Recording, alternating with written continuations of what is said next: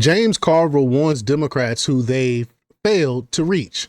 Men are like, shh, do I count? The Democrat Party has lost the plot, man.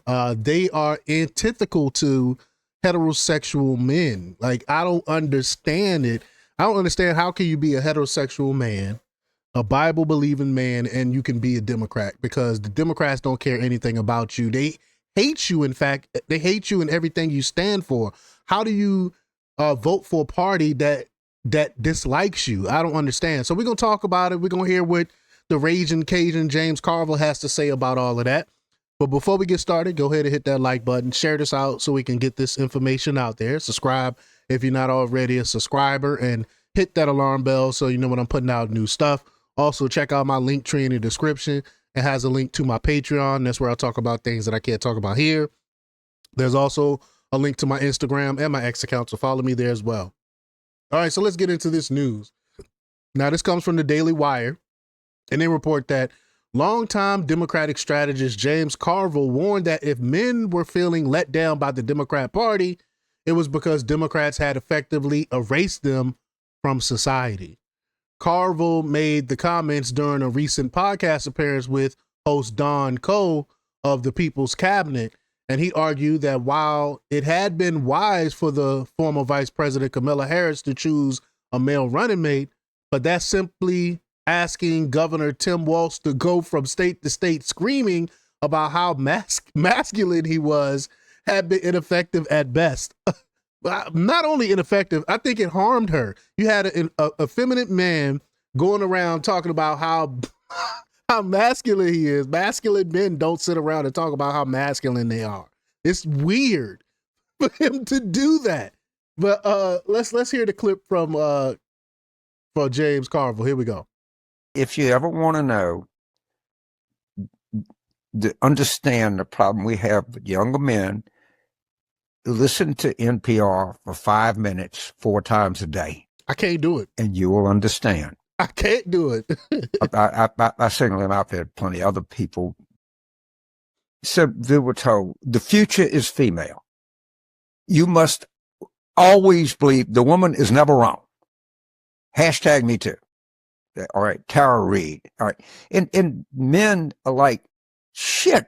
Do I count? What about my life? I mean, we're only 48% of the voting population, right? And every time you would see an election, it's all coming down to suburban women. James, this is going to be it's an uprising, or it's going to come up women of color forming the basis of this. And if you just get this repeatedly over a period of time. And so you know, as I tell people, so let's say you work in an Atlanta tire shop, 9-10 hours a day, you're changing tires, you pick out a car, you're working the ass off. It's hot. Okay. You go home. You want a cold beer, you want a hamburger, and you want to watch the football game. No, you can't do that. Not football. No, hamburgers. How many calories that has? Do you know what that does? Beer? No. You should be drinking a nice fruit spritzer or something. And like, oh, get off of my back. Right? And then if you have sex, you must wear a condom. And yeah, I mean, we just never communicated with him. So how do we fix that? By just talking like people. They can't do that. Right? Just like using language that other people use. They can't do that. And quit sticking your finger in everybody's face about personal behavior. And we just come across that way. And there's no, you gotta, it used to be, and I understand we've had tectonic societal shifts, demographic shifts in this country, but there are no television shows about these people anymore. There's no, they've been erased from the culture. Just basically, he's talking about manly men. They're no longer on TV anymore. All the men that are on TV are goofballs. They're clumsy. It takes a woman to save them. I mean, look at that new movie. I've seen bits and pieces of it. What's his name? Idris the one with I can't think of the name of it. Y'all put the name of it in the chat. But it's the one where John Cena plays the president of the United States, and it was Idris Elba, whatever his name is. He plays the British Prime Minister, and they get attacked. Their plane get attacked, and then they send in a woman to save them. Like, it's two big manly dudes playing goofballs, especially John Cena. They made John Cena into a freaking goofball, which I understand. They wanted a little comedic presence. Okay, I get that. And then they send in a woman to save him. Like, it's ridiculous. Like, this is the best y'all can do. Like, there's no more like manly men on TV or anything like that. I was just thinking about Teddy Roosevelt, one of our greatest presidents. Hard, masculine, manly man. This man would hunt. This man took down bears and buffalo, and he would go down in the basement of the White House and box people. This was Teddy Roosevelt. This was our president. This man, what happened in the Democrat Party no longer wants men like that, and it shows. And it shows. It's taken 48, particularly, 48% of the population, males, which are, I don't know, 68 and have 30% of the total population, maybe 31. We've just erased them. You don't exist. No one sees you. No one cares about you. You've had it made all your life. And a lot of these people say, I got it made. What are you talking about?